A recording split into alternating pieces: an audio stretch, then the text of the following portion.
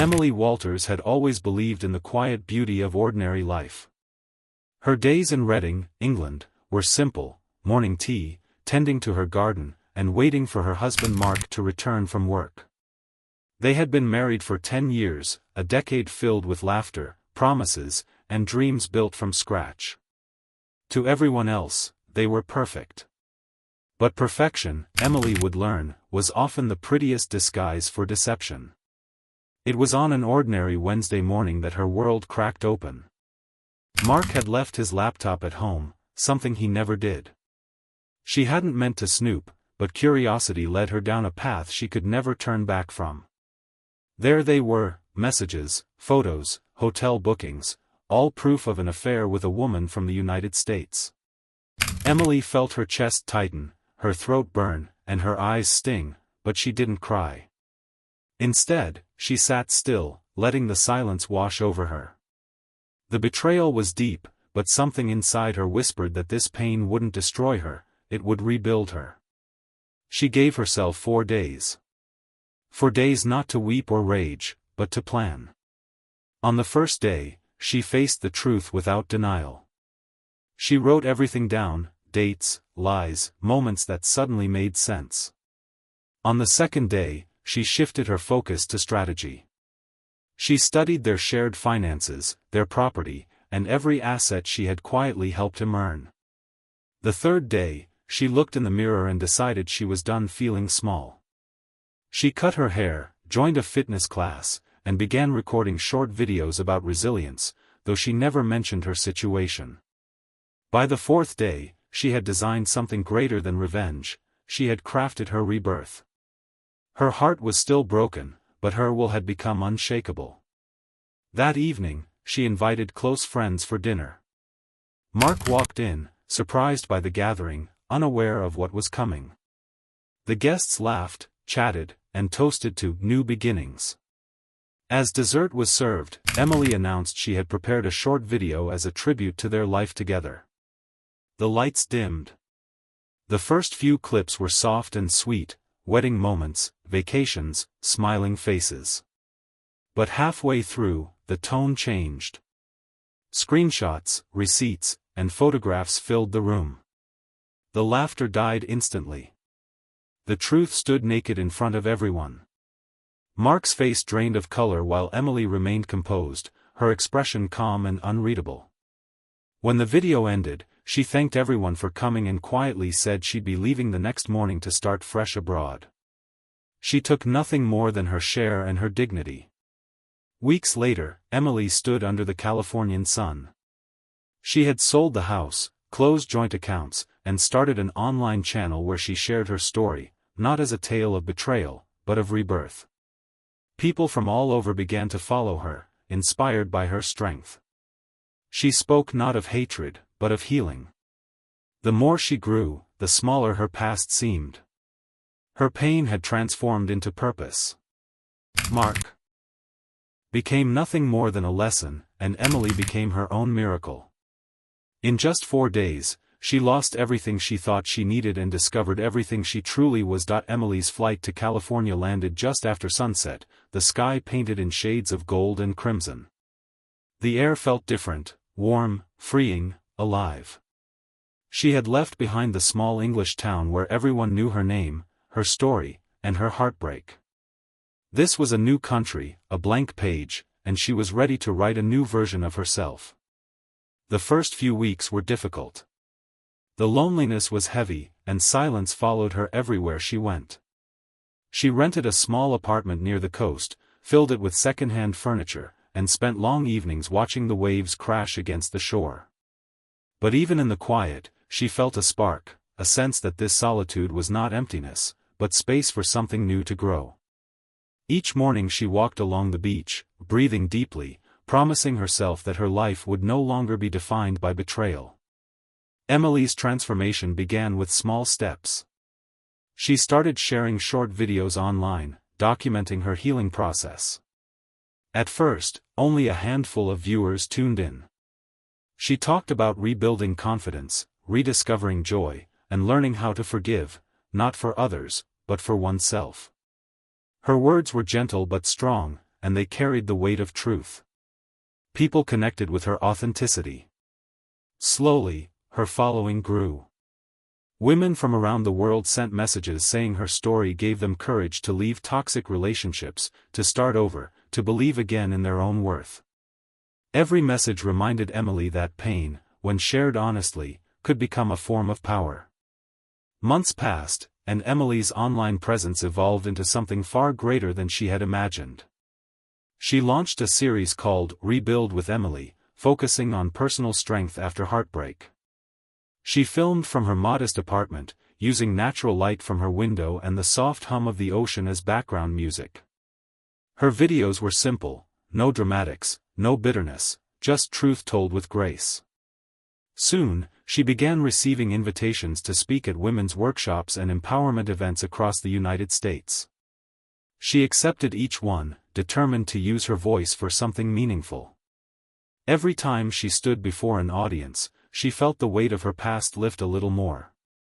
Meanwhile, news of her rise eventually reached Mark back in England. Friends whispered that he had lost his job, that his affair had ended, and that guilt had begun to eat at him. Emily didn't feel satisfaction or pity, she felt distance.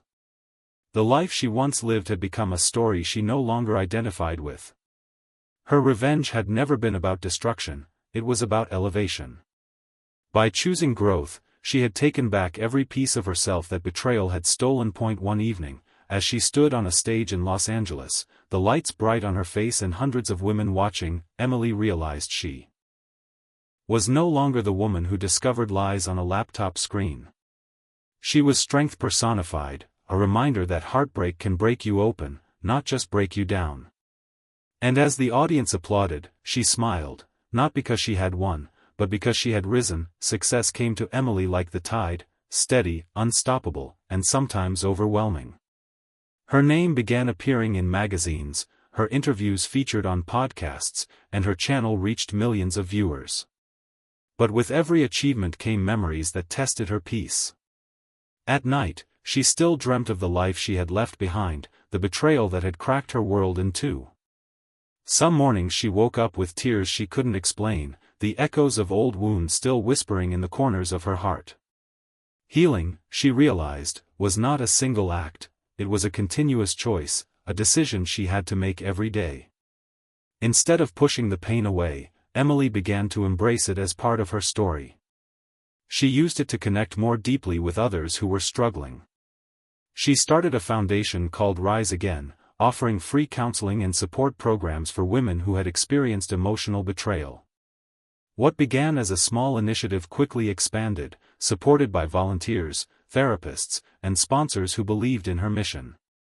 She didn't just want to inspire people online, she wanted to create real change.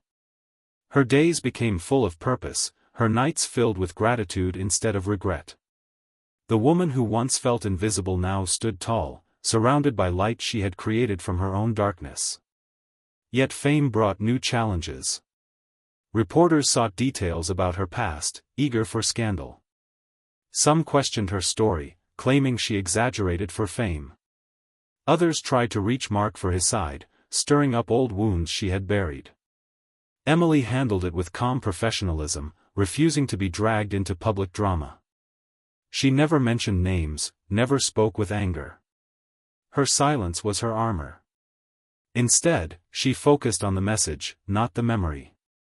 She knew that true empowerment didn't come from revenge, it came from discipline, grace, and persistence. Then came an unexpected invitation. A major American network wanted to produce a documentary about her life. They offered her complete creative control. Emily hesitated at first, afraid that reopening the past might undo her progress. But she realized this was an opportunity to close the chapter properly, to show the world that strength is not born from perfection but from survival. She agreed on one condition, that the documentary would highlight not betrayal, but rebirth. Filming began near the same beach where she had once walked alone, healing quietly. The crew followed her through her daily routine, from meetings at her foundation to her quiet moments of reflection. She spoke about how betrayal had stripped her bare but also forced her to rebuild from the inside out. Her words carried sincerity that moved even the producers to tears. When the documentary aired, it didn't just tell a story, it started a movement. Messages poured in from around the world, thanking her for giving voice to silent pain. For the first time, Emily felt completely free. Her past no longer held power over her, it had transformed into something beautiful and useful. She realized she hadn't just survived, she had transcended. The release of the documentary changed everything for Emily. Overnight, she became a global symbol of resilience. Her name trended across social media platforms, her videos received millions of views, and interview requests poured in from every major network. But beyond the noise of fame, what mattered most to her were the quiet messages from people whose lives she had touched. Women from different corners of the world wrote about walking away from toxic relationships, rediscovering their passions, or simply learning to love themselves again. Each story reminded Emily why she had chosen to share her journey in the first place. She wasn't chasing recognition, she was chasing impact. The more her message spread, the more she understood that pain, when faced with courage, could become a universal language of hope. Despite her growing success, Emily stayed grounded. She continued living in the same small coastal apartment, choosing simplicity over luxury. Her morning still began with long walks by the water, where she often reflected on how far she had come. The woman who once sat frozen in heartbreak now moved with confidence and calm purpose. She found beauty in independence and peace in solitude. Yet, there were moments when her past resurfaced, a familiar scent, a song on the radio, a fleeting memory of laughter that wasn't real. But those moments no longer hurt, they reminded her of the distance she had traveled. They were proof of survival. In the months following the documentary's success, Emily expanded her foundation's work. She introduced programs to help women start businesses, gain financial independence, and rebuild their lives after emotional trauma. She believed that empowerment wasn't just emotional, it was practical. The foundation began partnering with universities and charities, creating scholarships for single mothers and survivors of domestic betrayal. Emily devoted herself fully to this mission, often working late into the night, reading letters from women who said she had saved their lives. Those letters became her motivation.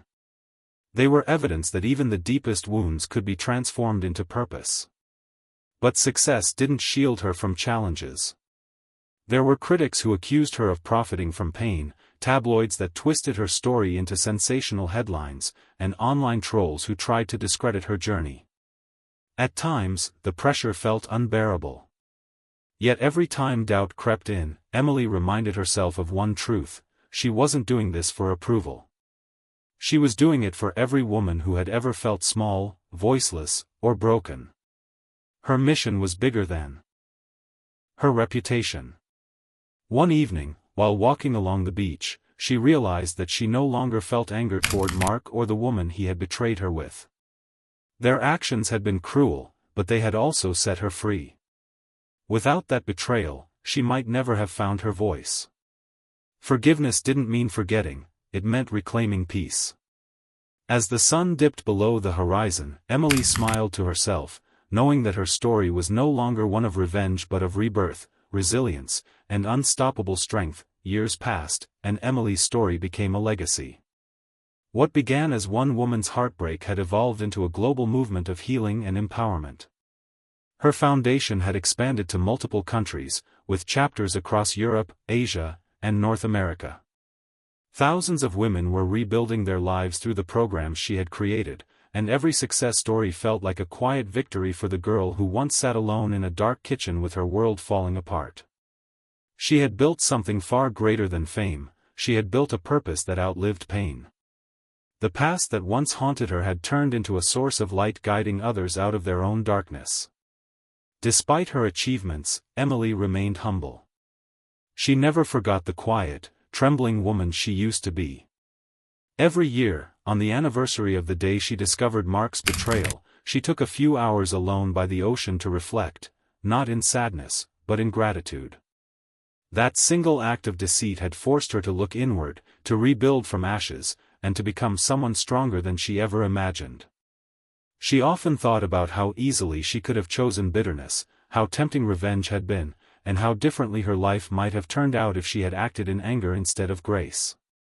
It was her decision to rise with dignity that had changed everything. Her journey soon caught the attention of universities and psychologists who studied her approach to healing through self-reinvention.